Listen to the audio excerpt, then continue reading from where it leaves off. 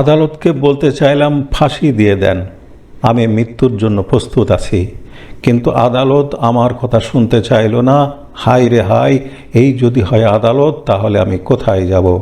হ্যাঁ দর্শক, আন্তর্জাতিক অপরাধ ট্রাইব্যুনালের কাঠগড়ায় দাঁড়িয়ে ঠিক এভাবেই ক্ষোভ ও আক্ষেপ প্রকাশ করে চিৎকার করে ওঠেন সাবেক মন্ত্রী আব্দুল লতিফ সিদ্দিকী। আজ আদালত কক্ষে আসলে কি ঘটেছিল, কেনই বা পুলিশের সাথে তার ধস্তাধস্তির ঘটনা ঘটল, চলুন জেনে নেই পুরো ঘটনা। 2013 সালের 5 মে রাজধানীর মতিঝিলের শাপলা চত্বরে হেফাজতে ইসলামের মহাসমাবেশে গণহত্যার অভিযোগে করা মানবতা বিরোধী অপরাধের মামলায় গতকাল বৃহস্পতিবার মুক্তিযোদ্ধা লতিফ সিদ্দিকীকে কারাগারে পাঠানোর আদেশ দেন আদালত। ট্রাইব্যুনাল 2-এর চেয়ারম্যান বিচারপতি নজরুল ইসলাম চৌধুরীর নেতৃত্বাধীন 3 সদস্যের বিচারিক প্যানেল এই আদেশ প্রদান করেন। আর এই আদেশের পরপরই আদালত কক্ষে তৈরি হয় এক চরম নাটকীয় পরিস্থিতি। দুপুর তখন 1:45, প্রসিকিউশনের আবেদনের প্রেক্ষিতে আদালত মুক্তিযোদ্ধা লতিফ সিদ্দিকীকে কারাগারে পাঠানোর নির্দেশ দেন। আদেশ হওয়ার পরপরই বিচারক যখন এজলাস ছাড়ার প্রস্তুতি নিচ্ছিলেন, ঠিক সেই মুহূর্তে কাঠগড়ায় বসা থেকে হুট করে উঠে দাঁড়ান লতিফ সিদ্দিকী। হাতে মাইক নিয়ে তিনি কয়েকবার চিৎকার করে বলেন, মাননীয় আদালত, আমি আপনার দৃষ্টি আকর্ষণ করছি। কিন্তু বিচার কাজ শেষ হয়ে যাওয়ায় আদালত তার কথা শোনেননি।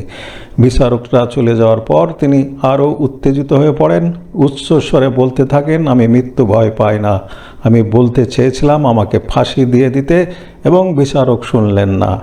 উত্তেজনা এখানেই শেষ হয়নি। এই সময় দায়িত্বরত পুলিশ সদস্যরা তাকে মাইক রেখে হাজতখানায় যাওয়ার অনুরোধ করলে লতিফ সিদ্দিকী ক্ষিপ্ত হয়ে ওঠেন। পুলিশ তাকে বসতে বললে তিনি পাল্টা মেজাজে বলেন, আমি বসে থাকব নাকি দাঁড়িয়ে থাকব সেটা আমার বিষয়, তোমরা বলার কে? পরিস্থিতি এমন পর্যায়ে পৌঁছায় যে এক পর্যায়ে পুলিশ সদস্যের সাথে তার কিছুটা ধস্তাধস্তি ও বাগবিতণ্ডার সৃষ্টি হয়। এর আগে গত বুধবার সন্ধ্যায় রাজধানীর গুলশানের বাসভবন থেকে ডিবি পুলিশ তাকে গ্রেপ্তার করে। বৃহস্পতিবার দুপুরে কড়া নিরাপত্তায় তাকে ট্রাইব্যুনালে হাজির করা হয়েছিল। প্রসিকিউশনের দাবি, শাপলা চত্বরের গণহত্যার মামলায় তদন্তের স্বার্থে তাকে কারাগারে রাখা প্রয়োজন। মজার ব্যাপার হলো, এদিন আসামি পক্ষ থেকে কোনো জামিনের আবেদনই করা হয়নি। আইনজীবীরা শুধু ওকালতনামায় স্বাক্ষর এবং হাজতখানায় কথা বলার অনুমতি চাইলে আদালত তা মঞ্জুর করেন।